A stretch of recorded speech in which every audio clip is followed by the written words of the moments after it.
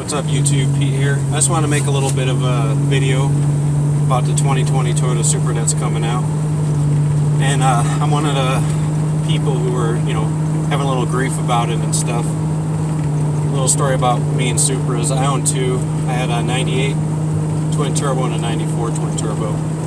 And, I always was in love with the Supra when they, first knew of them, especially the MKIV. I just like the body design, obviously the 2JZ and stuff like that. So when they were releasing the new Supra, I was kind of excited about it. And then right after the actual official unveil, I was probably one of the first people to put a comment saying it looks like a rebadged Z4. And, I'm still not exactly excited about the body design or the engine or collaboration or whatnot. But, the more I think about it, you can kind of look at it like your old favorite band, They rocked out hard and everything like that, and then they take a few years off and they come out with some new music, and you're like, what the heck is this? This ain't, what I'm used to. But then, it grows on you. Next thing you know, you're jamming out to their new stuff. Well, it could be the same with the Supra. We might not like the new look of it and what it's about, and then, you end up driving it or whatever, and you're like, oh, this is pretty cool, I know one of the things people are complaining about is the horsepower. It's not very much higher than the Mark IV is putting out, maybe 10 horsepower higher or something like that. But one thing you got to look at with horsepower, high horsepower rear wheel drive cars, there's usable horsepower and there's a wasted horsepower. Usable is when you get on the gas, like my C7, and it takes off and has great traction, as opposed to sitting there spinning your wheels, because spinning's not winning, and if you can't put the horsepower traction down, it's kind of worthless. So I'm thinking the new Supra is going to have practical usable horsepower. It might not be very high, but it's probably going to apply it to where that 300 plus horsepower, is going to feel more, higher 350, 400 range, because it's able to put it down. So the design on the new Supra, there's a couple things, obviously, if you are a Supra fan or own some, like the MK4 had the tonneau cover, which was kind of cool for cruising around in the summer. Kind of a pain in the butt to take off because you had the little Allen key and stuff like that. But still, nevertheless, it was a cool option to have. And then it had a back seat, which wasn't really usable by adults, but if you have little ones, you can, pop them in the back there and, take it out for a cruise. So that is one thing I did like, was having that little bit of a back seat. I mean, obviously a sports car back seat is not really designed for an adult.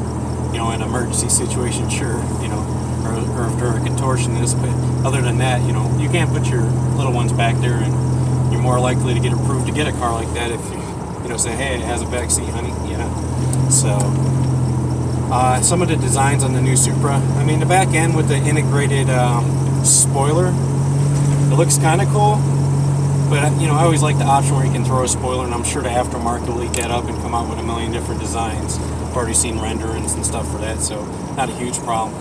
The part I would say I don't like on the car, or, I think it's kind of ugly, is the front fenders. It's got like those, I think they're like fake ear vents or whatever. I don't even know if they're, you can make them usable. I'm sure somebody will figure something out, but just think it looks a little fat on the front end there, and not a big fan of that. So that's probably my biggest turn off on that car, is the front. But like I said, somebody's going to fix it up and come up with their own design and make it look cool. Somebody put a rendering, I'm not sure who it was, but they kind of made it look very similar to the MK4 with the rear spoiler, and they fixed up the front fenders, and it looked really neat. And I was like, well, shit, they came out with this, I wouldn't even had any heartache, at least on the exterior look and stuff like that. But then you got the engine, it's a BMW engine, and there's a video floating around with the engineer, how they kind of made some differences and made it more dependable than the BMW engine. Because I also have owned a BMW, had a E46 M3, and it was an inline 3-liter, and it was 333 horsepower, I believe. And that was actually a cool car. I had the SMG. I probably should have gotten it in manual, but nevertheless, it was still a fun car, and it was pretty quick. But then you're talking, BMW's an expensive vehicle to maintain, as like your GTRs and all those other cars, so that's another thing to look at. And then appreciation of the Supra. If I was actually going to buy one of the newer ones, obviously I'd have to take it out and it'd have to really impress me. But I wouldn't buy it brand new. I would buy it maybe after they've been out for about a year, get a used one, know, a new generation or super fanboy might jump on it and be like, you know, hey, I don't like this, or, you know, I paid way too much that my butt could afford. And you can probably pick one up for, you know, 10, 15,000 below, depending on the depreciation of them, or they can hold their value and you might have to buy a new one, or, you know, pay what they're asking for it. But I just thought I'd make a video as a prior owner of 2 Supras, and, you know, they're badass cars, especially the 2 JZ. Sorry.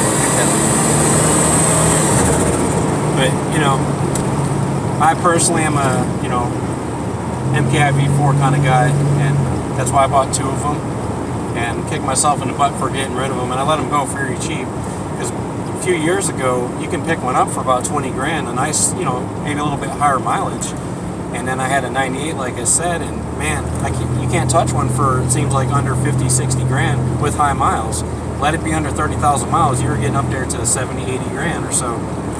So I kind of kicked myself in the ass for that one, but you never know. And, you know, I had fun with them, and back then I was still active duty, so I was always on the move, and it's hard to move 2, 3 cars, you know. So I ended up selling them. And the last one I sold right before I retired out of the Army was kind of, I really didn't need to sell it. I was supposed to PCS, and I ended up staying at my duty station, but I sold it because I had at the time I had 2 other vehicles, and there's just no way, you know. And 2 of them were sports cars, and the Supra, you know, had to go, unfortunately, which kind of sucked. But it is what it is, you know.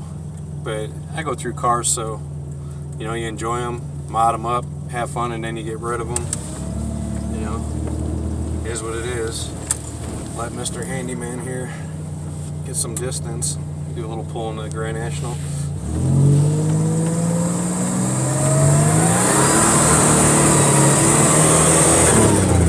Burning tires.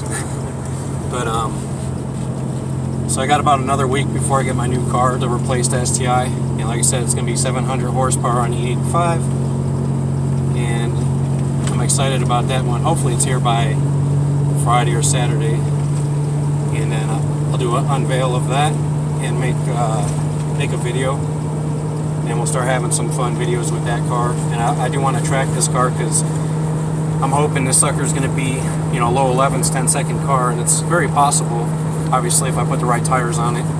So I'm not going to tell you too much about this car. You're just going to have to check out my channel, and if you haven't subscribed already, and click the little bell, and then you can see when it's been released or whatnot.